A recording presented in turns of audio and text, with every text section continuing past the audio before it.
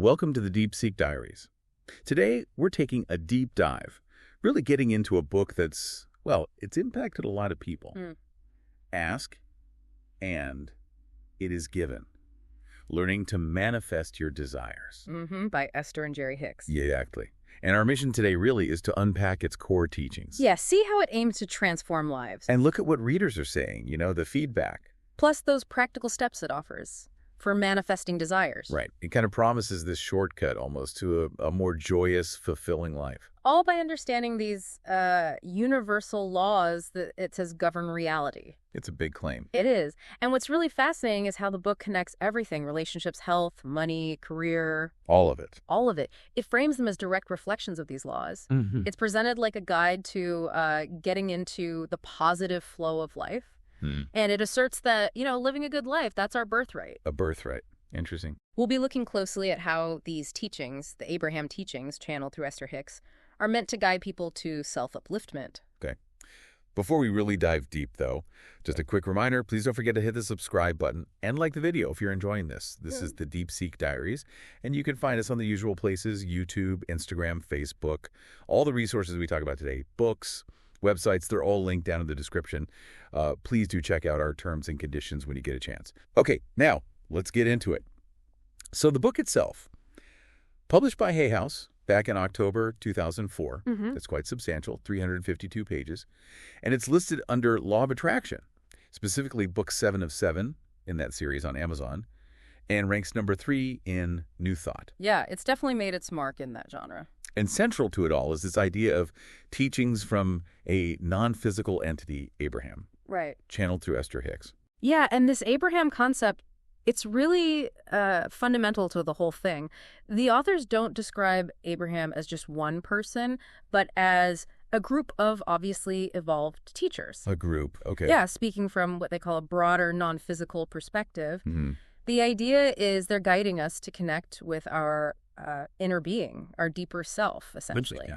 And it's all framed as self-upliftment, coming from our total self, delivered in a way they describe as loving, allowing, brilliant, yet comprehensively simple. Simple, but profound, maybe. That seems to be the aim. The core message is learning how to manifest what you desire. Okay, and here's where it gets really interesting for me, and clearly for readers too. The book seems to boil down complex ideas into some key takeaways. 3 main ones that thousands of readers have highlighted. Absolutely. Let's look at the first one. Over 12,000 Kindle readers highlighted this specific quote.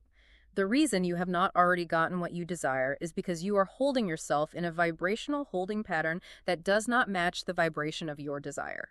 Okay, unpack that. Vibrational holding pattern. It's basically saying your overall feeling, your energy state, your dominant vibe, if you like, needs to match the feeling or vibe of what you want. If you want joy, but you feel lack, there's a mismatch. So your emotional state is key. Your vibration. Well, that's the core idea, yeah. Your vibrational state is the point of attraction. Okay. And the second big one. Over 7,000 highlights for this. Right. This one connects thought directly to outcome. It says, whatever you are thinking about is like planning a future event. Wow. Okay, planning. Yeah, and it continues. When you are appreciating, you are planning. When you are worrying, you are planning. And then clarifies, worrying is using your imagination to create something you do not want. So every thought is essentially setting an intention, whether we realize it or not. Pretty much. It implies this direct link, between where your focus goes and what actually shows up in your life. Worrying isn't passive. It's active, negative creation. That's quite a responsibility for our thoughts. It is, and it leads right into the third major highlight from over 6,000 readers. This one ties it all together. It states, anything that you give your attention to will become your truth. The law of attraction says that it must. Your truth. So what you focus on becomes real for you. Apparently so. It goes on. Your life, and everyone else's too, is but a reflection of the predominance of your thoughts. There's no exception to this. No exception. That's bold. Very bold. It suggests reality is basically a mirror reflecting our dominant thought patterns. Which raises that huge question then. If our thoughts are that powerful, how do we consciously steer them? How do we focus them on what we actually want instead of, worries or fears? Exactly. And that's where the book aims to get practical. Right, because it's not just theory, is it? It gets praised for being actionable. I saw a quote from Louise Hay, who's obviously huge in this field. Yeah, major figure. She said, one of the most valuable things about Ask, and it is given, is that Abraham gives us 22 different powerful processes to achieve our goals. 22 specific methods. Yeah. She says no matter where we are, there's a process that can make our lives better. So it's presented as a toolkit. It really is. Those 22 processes, they're designed specifically to help you get into emotional and vibrational alignment. Alignment with your desires or with what they call your true source, your core well-being. And are they complicated? Well, reviewers generally say they're mostly very easy to implement. Okay. And that they're effective in actually shifting how you feel. The goal is to remove those blockages, Doubts, fears, limiting beliefs. Things like that, yeah. Anything that resists this energy so you can get into this free flow of universal energy. It's about consciously climbing the emotional scale, basically. Moving from negative feelings up, step by step. Not trying to jump straight from despair to joy, maybe. Exactly. More like reaching for a slightly better feeling than the next one. And they also really emphasize the art of allowing. Allowing. What does that mean in this context? It's about letting go of resistance, not trying so hard, not forcing things, but opening up to receive what you've asked for. So less striving, more receiving. Kinda, yeah. For instance, one process is called the rampage of appreciation. Okay. You just rapidly list things you appreciate, big or small. The idea is to flood yourself with positive feelings, shifting your vibration quickly. Like a mental gratitude list on steroids? Sort of. Another one is the magical creation box. You write down desires on slips of paper, put them in a box. And then what? And then you kind of mentally release them, trusting the universe to handle the how. It's about letting go of the attachment and doubt. So these are actual techniques to change your thought patterns and feelings. Yes, actionable steps, not just abstract concepts. Just want to quickly jump in here again. Hope you're finding this useful so far. If you are, please do subscribe to the Deep Seek Diaries and give this video a like. You can also find us on YouTube, Instagram, Facebook, and Twitter now, too. All the links for the book and other resources are in the description below. Okay, back to it. So we've talked about the concepts, the exercises. What are people actually saying about the book? The readers. It has a 4.6 out of 5 stars on Amazon from over 15,000 ratings globally. That's pretty impressive. It really is. That's a lot of feedback and overwhelmingly positive. The general vibe from customers is that it's a powerful and enjoyable read. Powerful and enjoyable. Interesting combo. Yeah, and many mention life-changing insights and practical tools for manifestation. If we sort of break down the common themes in the reviews. Okay. First, readability. This one's a bit mixed, actually. Some find parts of it necessarily repetitive. Repetitive? Yeah. That good or bad? Well, one reviewer put a positive spin on it, suggesting it's essential for a change from 3D thinking to 4D. Like reprogramming yourself requires repetition. Exactly. Shifting from a purely physical view to a more energetic one.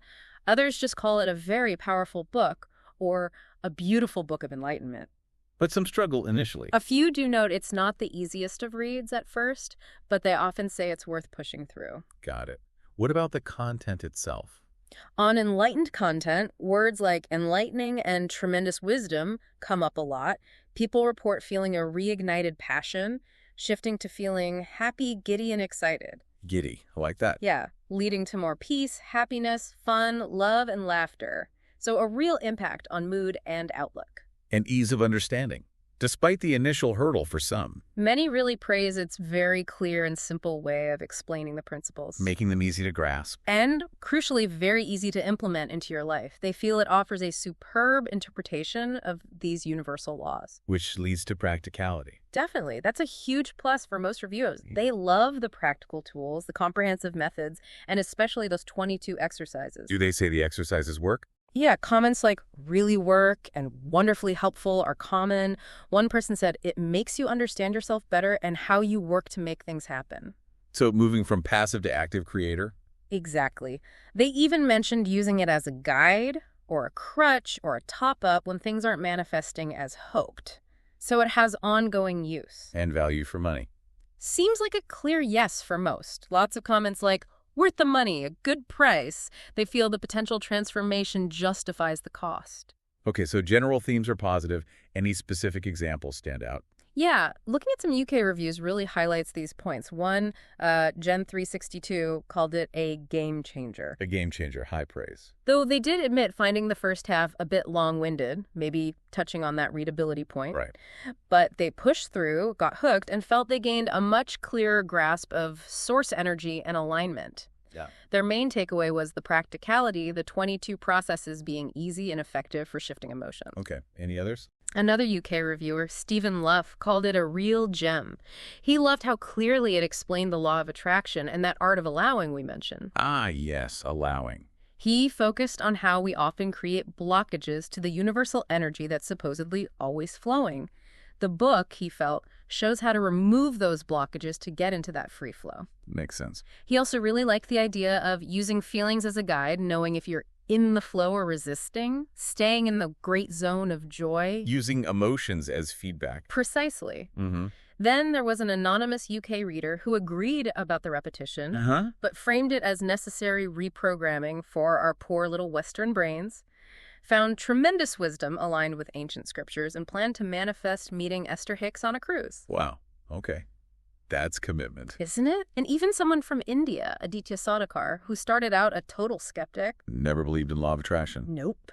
Said the book completely transformed the way I think and that they had already manifested many things since reading it. That's quite the turnaround. From skeptic to manifester. It really shows the book's potential impact, even on those not initially inclined to believe. It pushes you to consider, maybe there is something to this vibrational reality idea. Absolutely. This whole deep dive into ask and it is given. It really does show why it's had such an enduring impact. The ideas about manifesting through vibrational alignment and deliberate thought are powerful. Very challenging in a way. It challenges that view of reality as purely external, putting the focus squarely on our internal state, our thoughts, our feelings. Our vibration. Right. And it leaves us, and maybe you listening, with a pretty compelling thought to mull over. If our predominant thoughts truly are the blueprint for our reality, Yeah. what's just one small intentional shift you could make in your daily thinking, starting today, to begin designing the future you actually desire? A good question to sit with. Definitely something to think about. Well, I hope you have enjoyed today's deep dive on the Deep Seek Diaries. Please don't forget to check out the resources, including the book link, down in the description section. And if you haven't already, please do hit the subscribe and like buttons as you head off. It really helps us out. Until that guest episode, goodbye.